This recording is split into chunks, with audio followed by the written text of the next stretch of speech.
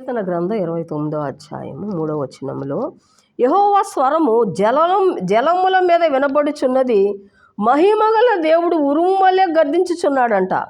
యెహోవా స్వరము ప్రభావము గలది, యెహోవా స్వరము దేవదారు వృక్షములను విరుచును. చూడండి, ఈ 29వ కీర్తనలో దేవుడు స్వరము స్వరము స్వరము అని మనకి వినపడుతుంది. చూసారా? మీరు ఆయన ఆలయంలో ఉన్నవన్నీ ఆయనకే మహిమ కలుగునుగా కానీ కింద వచ్చిన ఉంటుంది. చూడండి, మీరు ఆలయమునకు వెళ్ళినట్టయితే ఆయన స్వరము మీరు వింటారు. విని మీ కుటుంబంలో ఉన్న సంఘటనలన్నీ కూడా దేవుడు కుదురుస్తాడు. అందుకనే మీరు ఆలయములోకి వెళితేనే ఆయన స్వరం మీరు వింటారు. విని ఏం చేస్తారంటే మీరు బాగుపడతారు. దేవుని స్తోత్రం.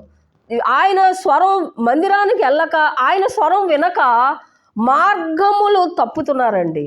కాబట్టి మనం మందిరానికి వెళ్ళినట్టయితే ఆయన స్వరం మనం వింటాం, బాగుపడతాం.